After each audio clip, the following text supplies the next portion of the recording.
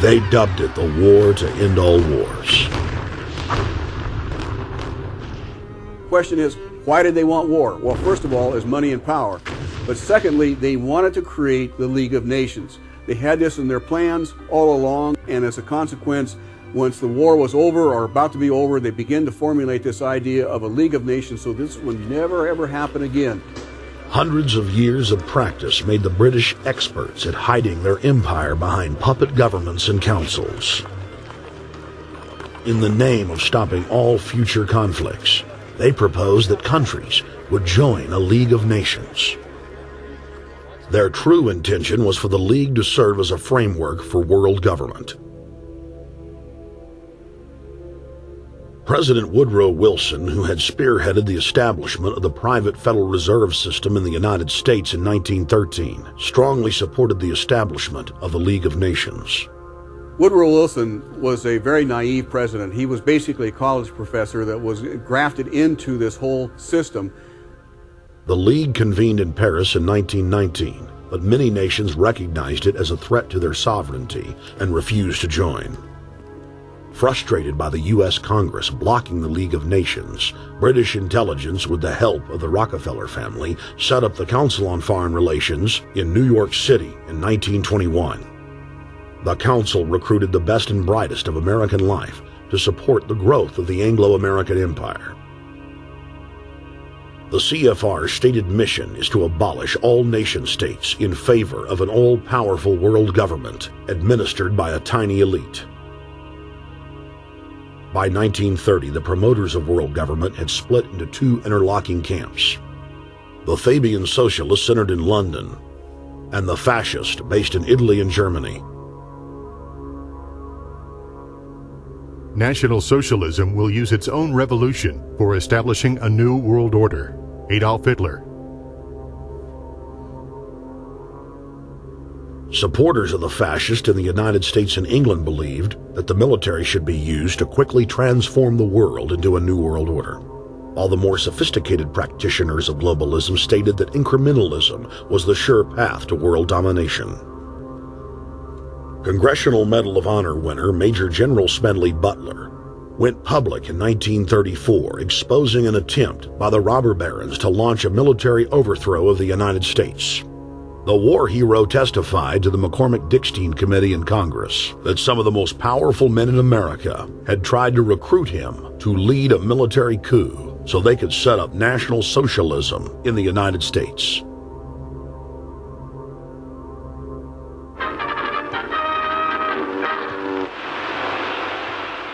I appeared before the Congressional Committee, the highest representation of the American people, under subpoena to tell what I knew of activities which I believe might lead to an attempt to set up a fascist dictatorship.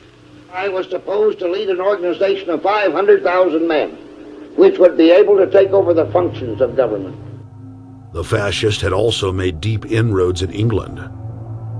Edward VIII, King of England, was forced to abdicate the throne because of his public support for Hitler. Dass es sich dabei nicht nur das negative Problem der Bekämpfung dieser Lehre und ihrer Organisation handelt, sondern die Durchführung der positiven Aufgabe der Gewinnung des deutschen Arbeiters für den nationalen Staat.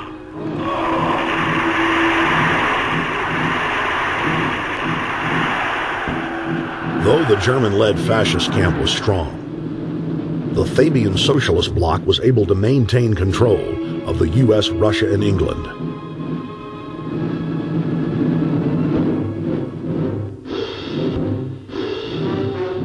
In the build-up to World War II, and during the conflict, the bankers again financed both sides, just as they had done with Napoleon.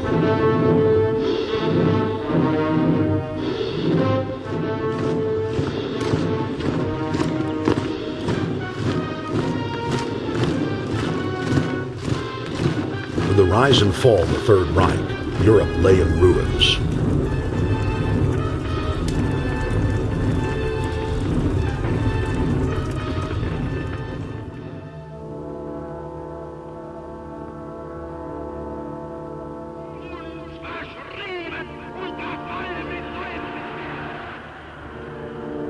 Once again, the elite claimed that only global governance could save humanity from certain destruction. And this time, the elite would succeed in setting up their world body.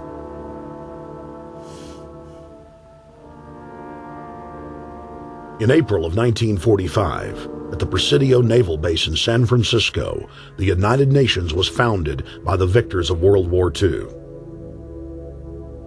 The United Nations complex was then built in New York City on land donated by John D. Rockefeller. Shortly after the elite established the United Nations as their base in the United States, the newly formed World Council quickly began work on the next phase in their plan, the incremental formation of continental superstates. The first step in their trilateral plan was the creation of the European Union. Unifying Europe had been tried many times and was extremely unpopular.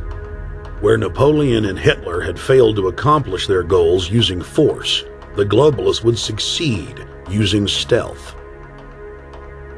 The British spearheaded the formation of the Council of Europe on May 5, 1949. The Treaty of London claimed to only establish trade ties between European nations, like NAFTA or GATT in North America. Its true intention was the formation of a European superstate.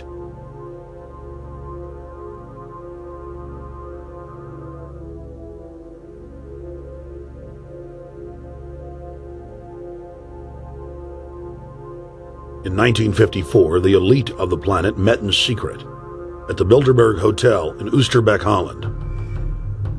The Bilderberg Group would later admit that their mission was the formation of the EU.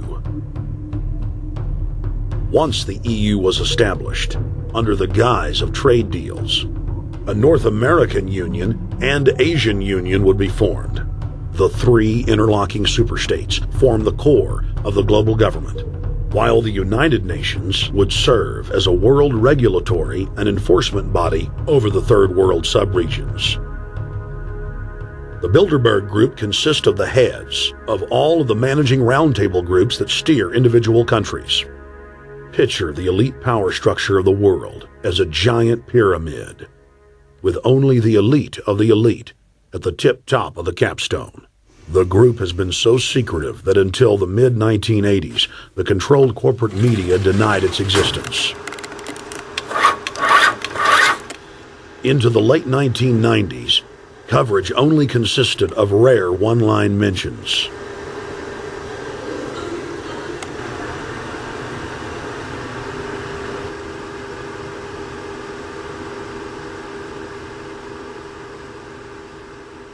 With the rise of the alternative media, their stranglehold on information has begun to slip. On the outskirts of the national capital today, black limousines with darkened windows converged on a hotel where private security guards imposed ironclad control. The limos carried royalty, political power brokers, and industrial titans to a secret meeting that will last all weekend. It's known as the Bilderberg Group. Could their objective be world domination?